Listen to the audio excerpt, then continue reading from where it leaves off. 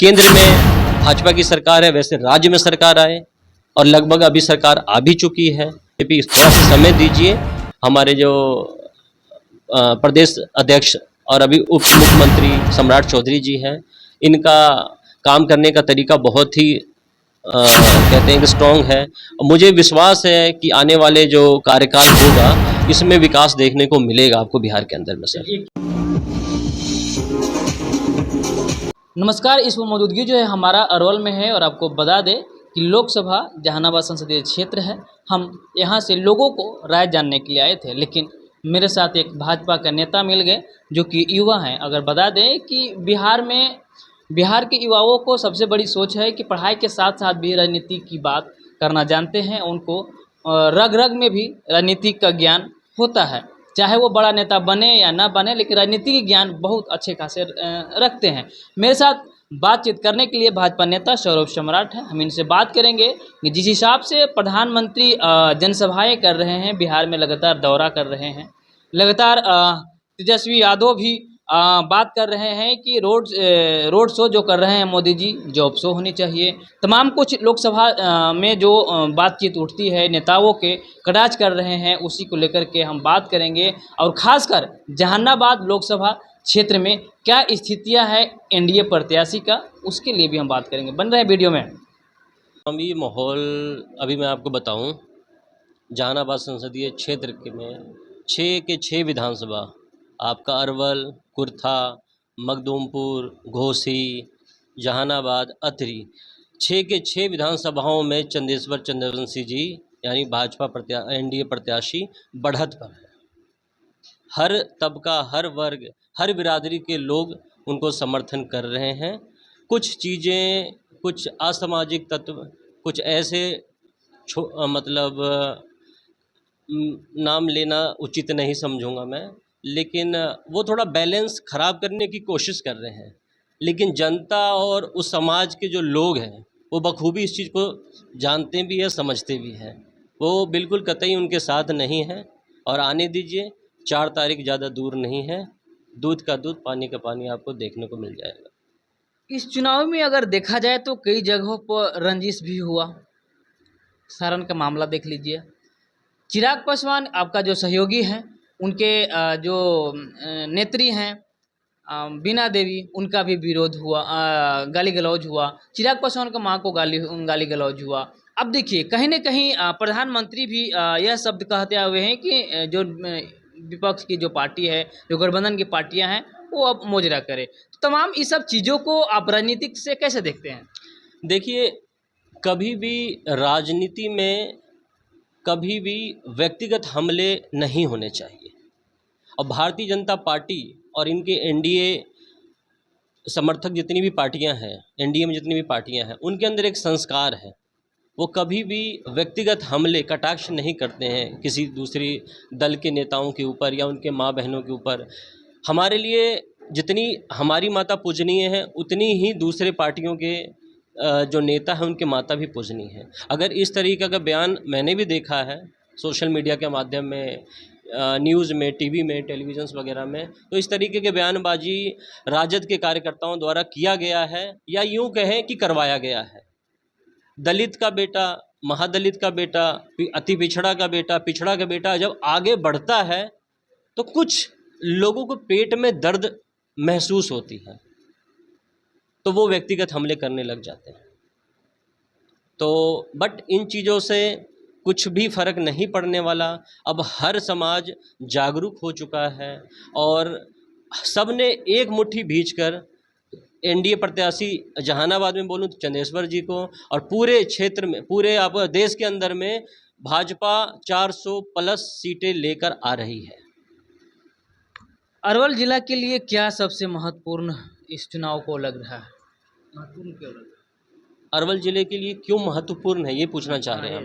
देखिए, महत्वपूर्ण सिर्फ अरवल नहीं, अरवल जहानाबाद संसदीय क्षेत्र में अरवल जहानाबाद कम्प्लीटली आ रहे हैं। और अतरी का जो एक क्षेत्र है, ठीक है, वो भी कहीं ना कहीं अपने आप को बड़ा पिछड़ा हुआ महसूस करता है। मैं उस क्षेत्र में परस्पर जाता रहता हूँ, तो सबके इमोशंस विकास पर टिकी हुई है, ठीक है, क्योंकि वो भी गया आपका जिला से वो कटा हुआ क्षेत्र है, अतरी विधानसभा, वहाँ के लोगों की भी एक इस संसदीय क्षेत्र से या यहाँ के नेताओं से बड़ी उम्मीदें होती हैं।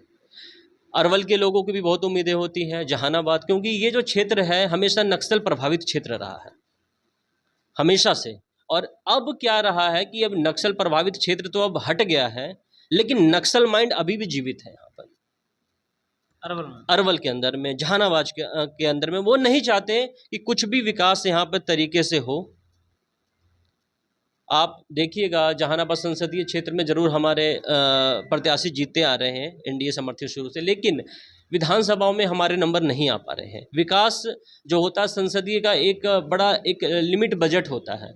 आप 6 विधानसभाओं में सैकड़ों गांव है, 2500 मंडल के अंदर में, तो वहाँ पे उतना बजट नहीं होता। हाँ देखिए, जो सांसद बनाए जाते हैं वो प्रधानमंत्री बनाने के लिए, वो बड़े बड़े कड़े नियम लिए, आपने जितने भी अभी योजनाएं देखे होंगे, मैं बताने लगूँ समय बीत जाएगा, वो सारे माननीय प्रधानमंत्री जी ने लिए जब हम लोगों ने उनको ताकत दिया।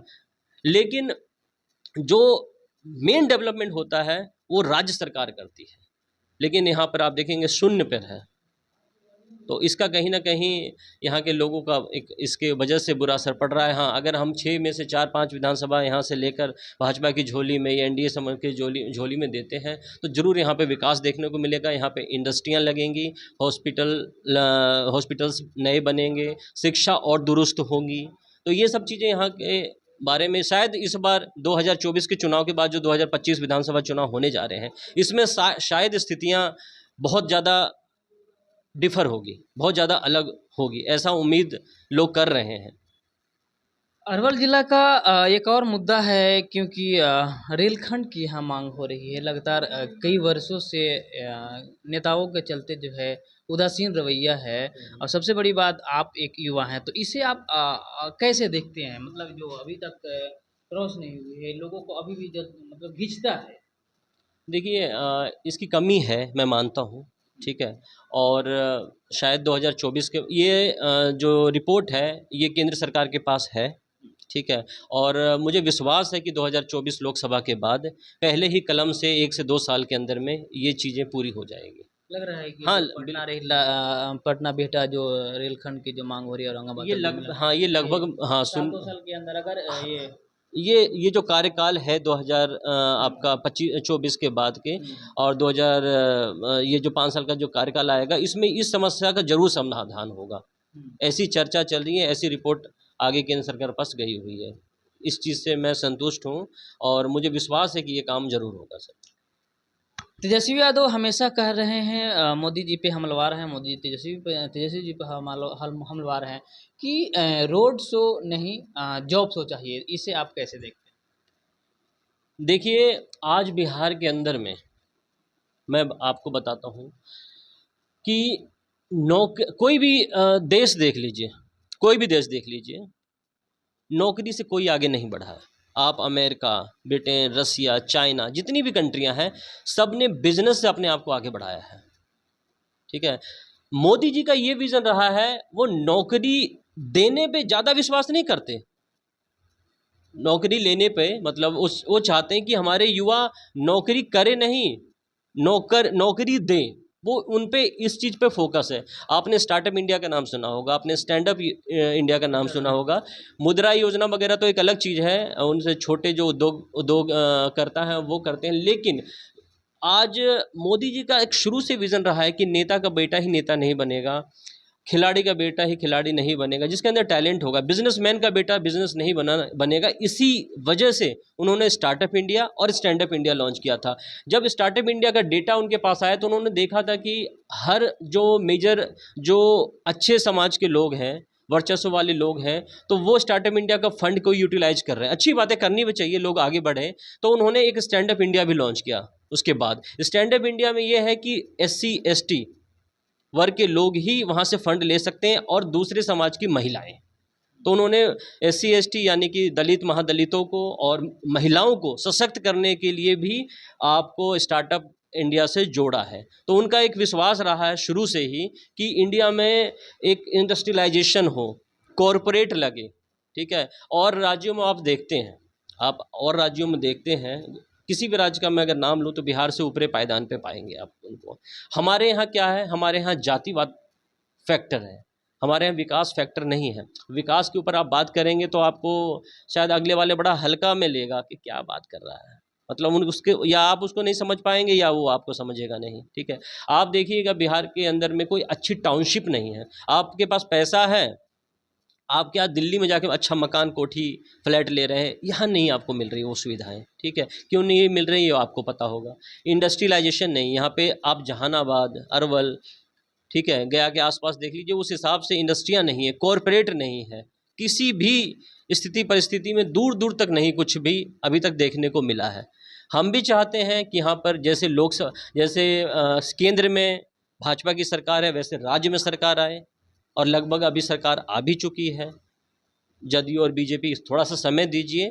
हमारे जो प्रदेश अध्यक्ष और अभी उप मुख्यमंत्री सम्राट चौधरी जी हैं, इनका काम करने का तरीका बहुत ही कहते हैं कि स्ट्रॉन्ग है।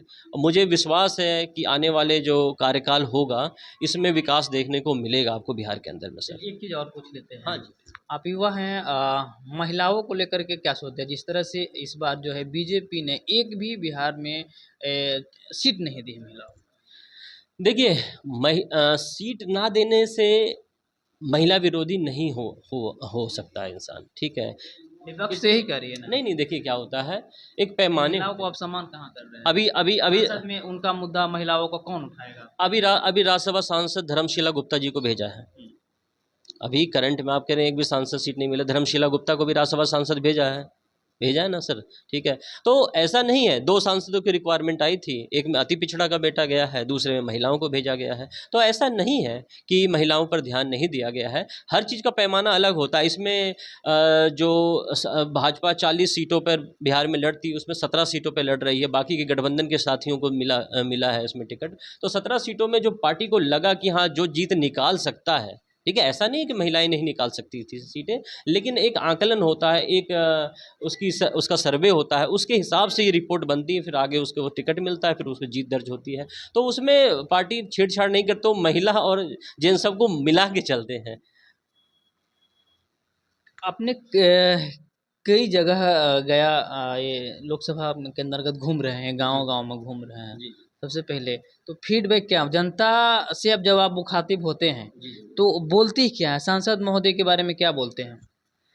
देखिए, ये जो लोगों को बिल्कुल पता है कि ये जो चुनाव है, ये चुनाव विकास का है, ये चुनाव नरेंद्र मोदी जी के कार्यकाल का है। हम बहुत भाग्यशाली हैं कि इन 10 सालों में नरेंद्र मोदी जी का कार्यकाल हमें देखने को मिला, और आगे के भी लिए मैं कहूँगा कि आगे भी नरेंद्र मोदी जी 20 साल का कार्यकाल रहे इनका, ठीक है।